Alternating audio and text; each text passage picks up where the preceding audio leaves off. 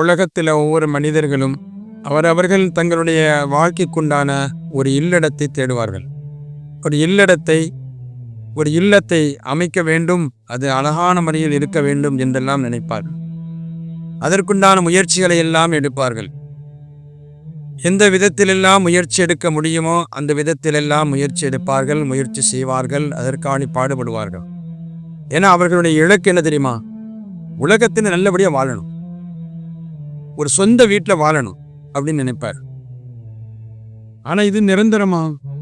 இந்த நிரந்தரமே இல்லாத இந்த உலகத்தில் வாழ்வதற்குண்டான வழிகளை தேடி ஒரு இல்லத்தை அமைப்பதற்கு ஒவ்வொரு மனிதனும் பாடுபடுகிறார், பாடுபட வேண்டும்.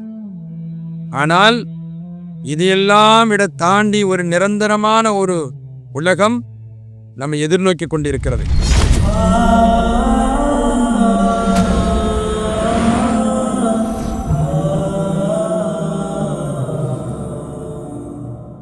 அந்த நிரந்தரமான உலகத்தில் நமக்காக வேண்டி ஒரு நல்ல இல்லத்தை அமைக்க வேண்டும் அல்லவா? அருமையானவர்களே, அப்படி அமைக்கக்கூடியவர்கள் யார்? தங்களுடைய வாழ்க்கையை உலகத்தில் சீரான முறையில் நடந்து காட்டுவார்களேயானால், நடப்பார்களேயானால், அல்லாஹிற்கும் ரசூலுக்கும் வழிபட்டு கடமைக்கு கட்டுப்பட்டு நடப்பார்களேயானால், அழிவில்லாத நிரந்தரமான மாளிகைகள் உண்டு. இந்த உலகத்தில் உண்டான வீடுகளை எல்லாம் விட சிறந்த வீடுகள் அங்கு உண்டு. அழகான மாளிகை, அழகான வீடுகள் அல்லாஹ் அமைத்து தருகிறான். அழகான அறைகள் கொண்டது. அல்லாஹ் சொல்வான், உலாயிக யஜ்ஸௌனல் குர்ஃபத பிமா ஸபரு வ யுலக்கௌன ஃபீஹா தஹிய்யத்தம் ஸலாமா. உலகத்தில் அல்லாஹ்விற்கு ரசூலுக்கு கட்டுப்பட்டு வாழ்ந்தவர்களுக்கு அழகான கூலி. அது என்ன கூலி தெரியுமா? நல்ல விதத்தில் வாழும் ஒரு இல்லத்தை, ஒரு மாளிகையை, இல்லை ஒரு வீடும் கூட அல்லாஹ் அமைத்து கொடுக்கிறான். அவர்களுக்கு அங்கே நற்கூலியாக அல்லாஹ் வழங்குகிறான் என்பதை குர்ஆன் சொல்லும். வல்லதீன ஆமனு வ அமிலுஸ் ஸாலிஹாத்தி லனுபவ்வியன்னஹும் மினல் ஜன்னத்தி உரஃபா. உலகத்தில் ஈமான் கொண்டு நல் அமல்கள் செய்தவர்கள், நற்காரியங்கள் செய்தவர்களுக்கு அவர்களுக்கு சுப்ஹானல்லாஹ் சுவனத்தில் அழகான வீடை, அழகான மாளிகையை, அழகான ஒரு அறையை அல்லாஹ் அமைத்து தருகிறார். அவர்களுக்கு நாம் நற்கூலியாக வழங்குகிறோம் என்பதை குர்ஆனுடைய வசனத்தில் இன்னொரு வசனம் நமக்கு சொல்லி காட்டும்.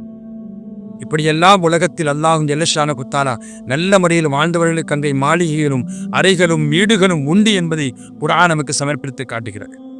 சொர்க்கத்தில் பல படித்தரங்கள் உண்டு. ரசூல் ஸல்லல்லாஹு அலைஹி வஸல்லம் சொல்லும்போது சொல்வார்கள், 100 விதமான படித்தரங்கள் உண்டாம். அதை ஒவ்வொரு படித்தரங்களுக்கு உண்டான இடைவெளியை சொல்லுகின்ற பொழுது ஒரு படித்தரத்திற்கும் இன்னொரு படித்தரத்திற்கும் 100 வருட பயண தூரம் இருக்கும் என்று சொல்லுகிறார்கள்.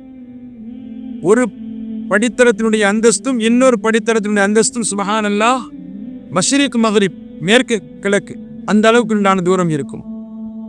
ஆனால் ஒரு படித்தரத்தில் உள்ளவர் இன்னொரு படித்தரத்தில் உள்ளவரை பார்க்கலாம். அவரவர்களுடைய அமலுக்கு தோதுவாக அல்லாஹ் அந்த படித்தரத்தை அமைத்து அவர்களுக்கு அந்தஸ்தை அல்லாஹ் வழங்குகிறான். இந்த தொலைதூரமான இந்த படித்தரத்தில் மேல் படித்தரம், அதற்கு நடுப்படித்தரம், அதற்கு கீழ் படித்தரம், அல்லாஹ் அந்தஸ்தை கொடுக்குகிறான். ஆனால் கீழ் உள்ளவர் மேல் உள்ளவரை பார்ப்பது அழகான முறையில் பார்ப்பார், தெளிவான முறையில் அங்கே காணப்படும். எந்த அளவுக்கு தெரியுமா? ரசூல் ஸல்லல்லாஹு அலைஹி வஸல்லம் அதையும் சொல்கிறார்கள். மின்னக்கூடிய நட்சத்திரத்தை பார்ப்பது போன்று அவர்கள் பார்ப்பார்கள். மின்னக்கூடிய நட்சத்திரத்தை போன்று அவர்கள் அழகான முறையில் பார்ப்பார்கள். இந்த படித்தரங்கள் அவ்வளவு தூரம் இருந்தாலும் அதை அழகான முறையில் பார்ப்பார்கள் என்பதை அண்ணல் பெருமான் முஹம்மது ரசூலுல்லாஹி ஸல்லல்லாஹு அலைஹி வஸல்லம் சுவனவாசிகளுடைய படித்தரங்களை சொல்லுகின்ற பொழுது, இவ்வளவு தூரத்தில் உண்டான படித்தரங்கள் இருந்தாலும் அவர்கள் அழகான முறையில் காண்பார்கள் என்பதை நமக்கு ஒப்பிட்டு காட்டுகிறார்கள். ஸல்லல்லாஹு அலைஹி வஸல்லம் ஒரு கட்டத்தில் சஹாபாக்கள் மத்தியில் இப்படி ஒரு செய்தியை சொன்னாங்க. சொர்க்கத்தில் ஒரு அறை உண்டு, ஒரு கண்ணாடி மாளிகை. அந்த உரஃபால சுபஹான கண்ணாடி அமைக்கப்பட்டிருக்கும், கண்ணாடிகளால் அமைக்கப்பட்டிருக்கும். அப்படி அமைக்கப்பட்ட அந்த உரஃபால உள்ளிருந்து பார்த்தால் வெளியே தெரியும், வெளியிருந்து பார்த்தா உள்ள தெரியும். அப்போ அழகாக இருக்கும்.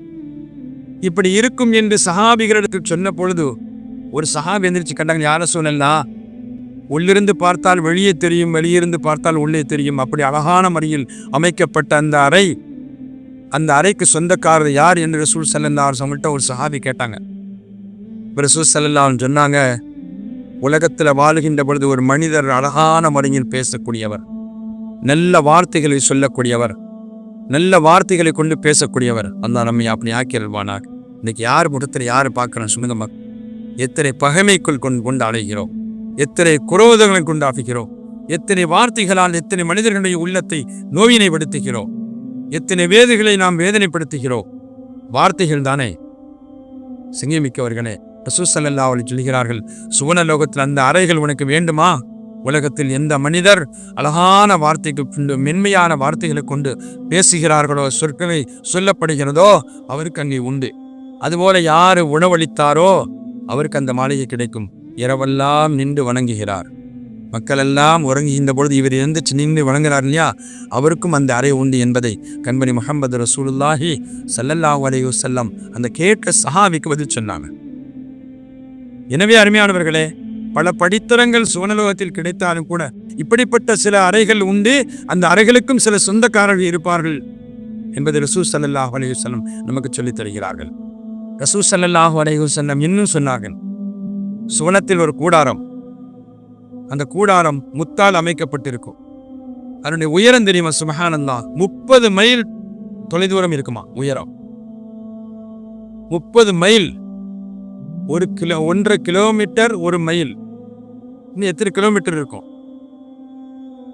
30 மைலுடைய தொலைதூரம், அவ்வளவு உயரமாக இருக்கும். ஒவ்வொரு மூலைகளிலும் அவர்களுடைய மனைவிமார்கள் இருப்பார்கள் என்பதை ரசூல் ஸல்லல்லாஹு அலைஹி வஸல்லம் சொல்லித் தருகிறார்கள். முத்தாலான அமைக்கப்பட்ட அந்த கூடாரம், அந்த கூடாரத்தினுடைய உயரம் 30 மைல் தொலைதூரம் இருக்கும் என்பதை நபிகள் நாயகம் முஹம்மது ரசூலுல்லாஹி ஸல்லல்லாஹு அலைஹி வஸல்லம் சொல்லித் தருகிறார். பெருமையானவர்களே, சிந்திக்க முடியாத, நினைச்சு பார்க்க முடியாத, கற்பனை பண்ணி பார்க்க முடியாத ஒரு அமைப்பாக்கப்பட்டதுதான் சுவனம். சுவனத்தில் உண்டான மாளிகைகள், வீடுகள், அறைகள். ஒவ்வொரு மாளிகைக்கு கீழாலும் ஜன்னாத்துன் தஜ்ரி மின் தஹ்திஹல் அன்ஹார், சுற்றி நீரோடைகள் ஓடிக்கொண்டே இருக்கும். எல்லாம் குர்ஆன்ல அல்லாஹ் ஜல்ல ஷானஹு வ தஆலா எங்கெல்லாம் ஜன்னாத் சுவனம் என்று சொல்லுகிறானோ அங்கெல்லாம் தஜ்ரி மின் தஹ்திஹல் அன்ஹார், அவைகளை சுற்றி அதற்கு கீழே நீரோடைகள் ஓடிக்கொண்டே இருக்கும். கிராமங்களில் பார்த்தீங்கன்னா சுப்ஹானல்லாஹ், கரைகளில் வீடு கட்டி கூடாரம் கட்டி இருப்பாங்க. அந்த கூடாரத்துக்கு மத்திய சுற்றி பார்த்தீங்கன்னா கரை ஓடும், அதாவது வாய்க்கால் ஓடும். திருநெல்வேலியில மேலப்பாளையத்தை சுற்றி பார்த்தீங்கன்னா சரி, அல்லாஹ் அக்பர், வாய்க்கால் ஓடிக்கொண்டிருக்கும். வாய்க்கால் ஓடும். ஆனால் இப்போ அது மாசுபட்டு போயிட்டுது. ஒரு காலம் இருந்துச்சு, அந்த காலத்தில் அழகான நீராக ஓடிக்கொண்டிருந்துச்சு, சுத்தமான நீராக ஓடிக்கொண்டிருந்துச்சு. ஆக எதுக்கு சொல்றேன்னு சொன்னா, எல்லாம் அந்த ஊரை சுற்றியே வாய்க்கால் ஓடும். இன்னைக்கு திருநெல்வேலி மாவட்டத்தில் சொன்னா தாமிரபரணி ஆறுன்னு சொல்வார்கள். ஆக அங்கங்க பார்த்து சொன்னா நீரோடைகள். இதெல்லாம் உலகத்தில் அல்லாஹ் தஆலா ஒரு ஊமையாக காட்டுகிறார். கிராமங்கள்ல அதை வீடுகள் வச்சிருப்பாங்க. அதுபோல குர்ஆன் அல்லாஹ் ஜல்ல ஷானஹு வ தஆலா சுவனவாசிகள் தங்கக்கூடிய மாளிகையாக இருந்தாலும் சரி, கூடாரமாக இருந்தாலும் சரி, வீடாக இருந்தாலும் சரி, மாளிகைக்குள்ளே சுப்ஹானல்லாஹ் அறைகளாக இருந்தாலும் சரி, அந்த மாளிகையை சுற்றி நீரோடைகள் ஓடிக்கொண்டே இருக்கும். சொல்வா அல்லாஹ், ஜன்னாத்துன் தஜ்ரி மின் தஹ்திஹல் அன்ஹார் ஹாலிதீன ஃபீஹா அபதா, நிரந்தரமாக தங்கக்கூடிய, எப்பவும் நிலையாக தங்கக்கூடிய அந்த இடத்தில் அவர்கள் மாளிகையில் தங்குவார்கள். அதை சுற்றி தோப்புகள் இருக்கும், அதை சுற்றி மரங்கள் இருக்கும், அதை சுற்றி நீரோடைகள் இருக்கும். எல்லாம் பாக்கியமான நல்லடியார்களுக்கு, முஃமின்களுக்கு கொடுக்கும் ஒரு பாக்கியம்தான் சுவனத்தில் மாளிகை, அதை சுற்றி நீரோடைகள் என்பதை குர்ஆன் நமக்கு சொல்லித் தரும். அந்த சொர்க்கத்திற்கு சொந்தக்காரர்களாக, அந்த மாளிகைக்கு சொந்தக்காரர்களாக அல்லாஹ் நம்மையும் நம் குடும்பத்திற்கும் அல்லாஹ் நசீவாக்கி தரட்டும். அங்கு எதுவுமே இருக்காது. வேலை செய்வதற்குண்டான ஆடை அழுக்காகாது. வயிறு நிரம்பினாலும் சுபஹானல்லாஹ் எவ்வளவு நாளும் சாப்பிடலாம்.